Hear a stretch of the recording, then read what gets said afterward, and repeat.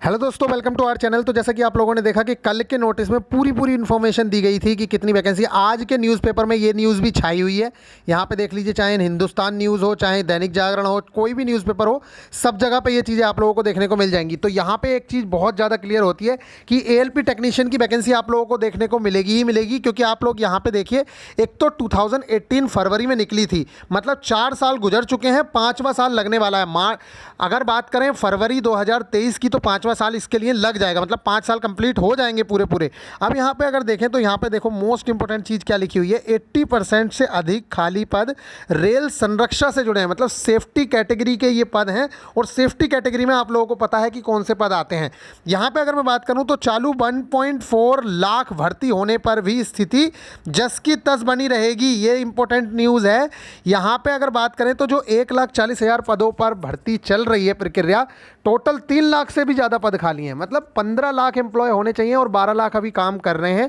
तो इन्होंने बोला है कि अगर कितना भी कुछ करें, उसके बावजूद भी हमारे पास जो है 1,60,000, 2-3 लाख वैकेंसी इनके पास हमेशा खाली पड़ी रहती है। तो चुनाव भी है 2024 में, तो बहुत ज़्यादा चांसेस हैं कि आप लोगों के लिए एएलपी टेक्नीशियन की वैकेंसी देखने को मिलेगी। उसी के साथ जेई की वैकेंसी भी आप लोगों के सामने आएगी। बाकी अगर बात करें अधिकारियों के जो पद हैं वो बहुत कम खाली हैं। तो अधिकारियों को आप लोगों को पता है कि वो अब यूपीएससी के थ्रू, आईआरएमएस के थ्रू होने वाली हैं, तो उस चीज़ को तो छोड़ दिया जाए। वैसे वो टेक्निकल क्वालिफिकेशन के बारे में बात हुई थी, तो अभी मैं उसकी बात नहीं करूँगा। फिलहाल जो बात है वो मैक्सिमम रेलवे में जो पद आते हैं वो ग्रुप सी और ग्रुप डी के ही पद आते हैं। तो उसमें ग्रुप सी और ग्रुप डी में जो है senior section engineer, junior engineer, ALP technician, यही पद है। ग्रुप डी की वैकेंसी होनी नहीं है, क्योंकि आप सब लोगों को पता है कि ग्रुप डी की जो वैकेंसी है, यही जो 1 लाख पद हैं, यही 2023-24 तक फिल होंगे। तो आप लोगों को पता होना चाहिए कि भाई अगर 2023 तक ये चीज़ें फिल होंगी तो दूसरी वैकेंसी इतनी जल्दी देखने को नहीं मिलेगी। तो दूसरी वैकेंसी हो सकता है कि सरकार घोषणा कर दे ग्रुप डी की वैकेंसी का, क्योंकि ऐसा नहीं है कि जो ये 1.5 लाख 2 लाख पद खाली रहेंगे 1,40,000 के बाद भी, तो ये तो है नहीं कि भैया सारे के सारे पद एएलपी टेक्नीशियन के या जेई के होंगे। उसमें बहुत सारे पद ऐसे होंगे, जो पद होंगे आप लोगों के ग्रुप डी के, तो उनकी घोषणा की जा सकती है, लेकिन वो भर्ती फिर ऐसे ही होगी जैसे कि आप लोगों की चल रही है। मतलब कि आगे के लिए वो घोषणा कर देंगे 3-4 सालों के पदों को देखते हुए, लेकिन वो वैकेंसी इतनी जल्दी फिल नहीं होगी। इसलिए मैं आप लोगों से बार बार कह रहा हूं कि ये जो चांस है, इस चांस को गंवाना नहीं है आप लोगों को। यहाँ पे अगर देखें तो दिखा रखा है इन्होंने, पैनलबद्ध इतनी भर्ती इन्होंने करी है। 1,48,000 भर्ती की इन्होंने 2019 से लेकर 21 तक। वो उसमें पता है एएलपी टेक्नीशियन, आरपीएफ सब थे, ग्रुप डी भी था। अगर मैं बात करूं सेवानिवृत्त कर्मचारी कितने हो रहे हैं, तो ये देखो यहाँ पर पूरी डिटेल दी गई है। 2019 में 62,000 सेवानिवृत्त हुए, मतलब रिटायर्ड हुए हैं। 2020 में 62,000 रिटायर हुए हैं। 21 में 56,000, ये लगातार घट रही है संख्या। 2023 में 36,000 लोग रिटायर्ड होंगे। तो अगर इस तरीके से देखें तो आप यहाँ पे भी अगर मोटा हिसाब लगाएंगे तो 6 दूनी 12 और 12 9 21 और 3 24, करीब 2.5-3 लाख पद ऐसे ही खाली हैं जो रिटायर्ड कर्मचारियों के हैं। और बाकी कुछ पद क्रिएट भी हो रहे होंगे, क्योंकि आप लोगों को पता है कि ट्रेनों का बहुत ज़्यादा, जो आप लोगों को इस चीज़ का पता ही होगा कि भाई इस टाइम फ्रेट कॉरिडोर बन रहा है, और भी बहुत सारी चीज़ें हो रही हैं, ट्रेनें भी बढ़ रही हैं, पब्लिक बढ़ रही है तो ट्रेन्स भी बढ़ रही हैं। तो उसके थ्रू भी कुछ वैकेंसीज़ क्रिएट हो रही हैं। ऐसा थोड़ी है कि जो सिर्फ रिटायर होंगे वही एम्प्लॉय भरे जाएंगे। अरे आज से 10 साल पहले अगर 15 लाख एम्प्लॉय थे, तो अब 15 लाख एम्प्लॉय की ज़रूरत थोड़ी है, कि बहुत ज़्यादा भी हो सकती है और कम भी हो सकती है टेक्नोलॉजी के अकॉर्डिंग।